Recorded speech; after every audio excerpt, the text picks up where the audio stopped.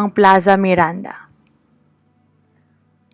Ang Plaza Miranda ay sentro ng kalayaan ng kaisipan at katapatan sa pagitan ng gobyerno at mga mamamayan nito.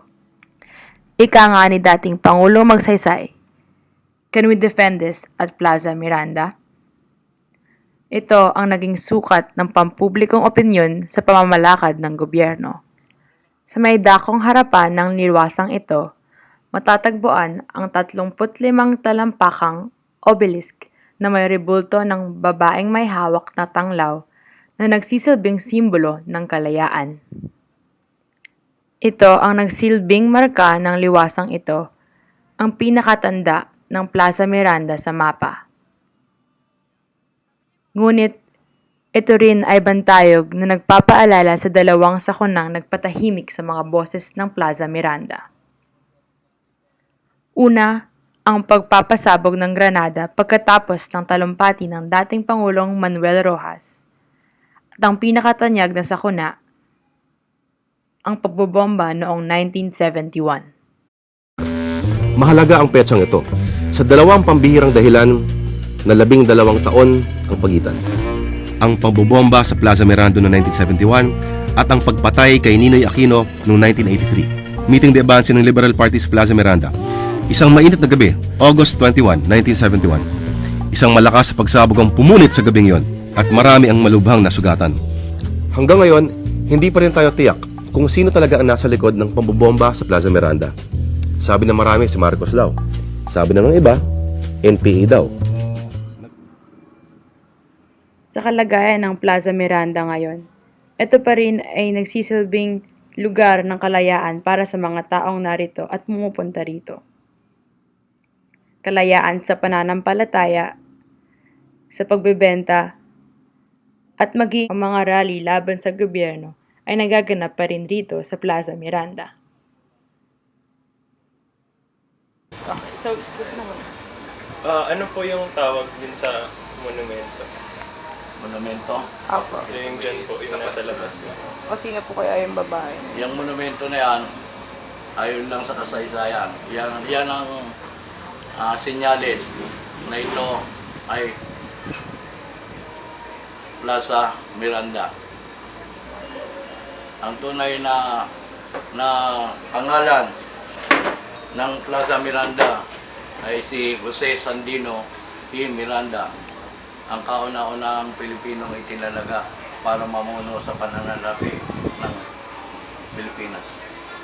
Bakit kaya sa kanya Jose Sandino E. Miranda.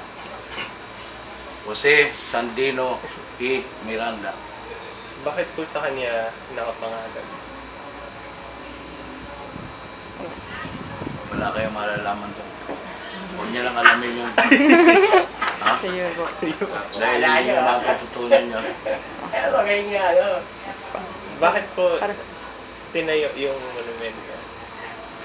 Sinyales na ito ay patio. Ang patio, kung tawagin, ay plaza. Ang plaza ay para sa mamamayan, hindi sa sasakyang ipaparana. Alam mo po ba kung ano yung nangyari dito sa kasaysayan dito sa Plaza Miranda? 1971, August 21, 1971, siyam na taong pa, 7 taong pa lang ako noon. Siyam. Nabalitaan ko na yon dahil doon pa lang ako nagkakaisip nung taon na yon. Ano pong alam niya dun? Ano pong nangyari po kaya doon? Ang nangyari yun, habang nag-meeting di abase ang mga taga-liberal, Liberal Party, noong taong 1971, buwan ng Agosto 21, pinasabog ang stage na nakatayo rito sa Plaza Miranda. Bakit po sa tingin niyo pinasabog? Ang kasabihan, bulok na politika, trapong politiko. Tila hindi talaga tiyak ang kasaysayan kung bakit tinayo ang Bantayog. Pero nakatali na ito sa madugong pangyayari noong buwan ng Agosto 1971. Ngunit ano nga ba para sa mga Pilipino ang Bantayog na ito? Isa ba itong simpleng paalala na plaza ang lugar kung saan sila nakatayo ngayon? O ang trauma ng pangyayari noong 1971? O di kaya ito ay simpleng palamuti lamang? Sa 1990. Ano po yung tawag dun sa monumento? Alam niyo po ba? Ito po, ito mismo po. Yung mataas po. Hindi ko masyado. Okay lang po. Nagigyan yung chill sa ganun lang. Alam niyo po ba kung bakit tinayo? Oo, sila nabasa ko rin dyan. Nabasa ko lang. Bakit Na po ano siya? po? Parang ginawa niya yung pantang dyan para alaala sa nakaraan. Alaala po ng ano po. Yung maalaala sila Chelsea dyan. Sila Chelsea sa committee. Opo. Chelsea, yun ang Chelsea. Maganda po ba para sa inyo yung itsura? Lang, pero nakakabala. Nakakabala Pero po. wala naman tayong magagawa. Sila may lagay niya. Wala naman maganda. Bakit po nakakabala sa tingin niyo?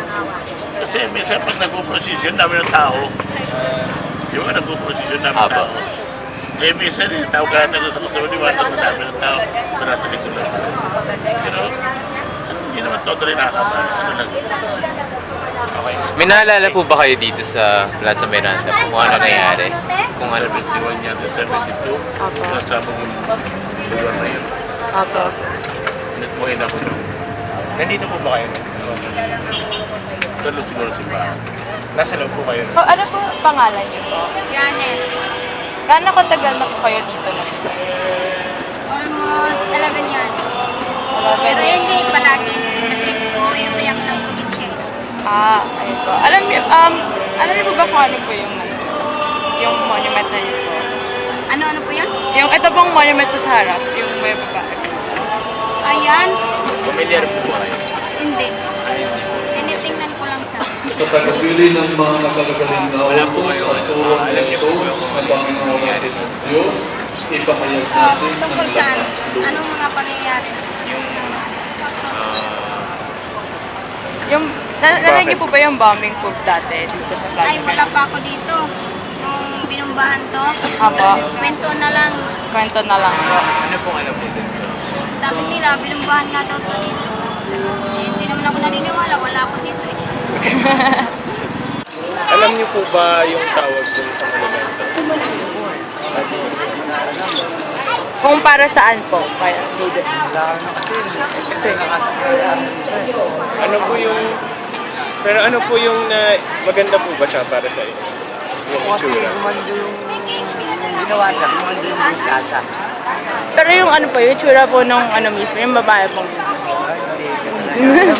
okay po. Ano po yung Monumento naiisip niya! mo kapag nakikita niyo yung monumento or napapadaan?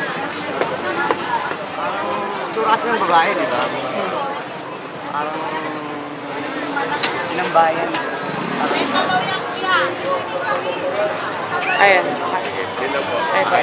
Nakakalungkot isipin na ang bantayog na dapat sumisimbolo sa kaisahan ng Pilipino at ang kalayaan ng boses nito at ang pagpapaalala sa malagim na insidente noong 1971 ay nagiging isang palamuti na lamang para sa mga tao. O kaya minsan ay sagabal pa. Dito makikita ang naging kultura ng Pilipinas ngayon. Ngunit tila nawawala ang saysay o ang alaalang hatid ng bantayog na ito. Bilang ang may alam sa tunay na kasaysayan nito. Bihira na nga ang may tumitingala upang pagmasdan ang simbolo ng boses na paulit-ulit na pinagkait at ipinaglaban.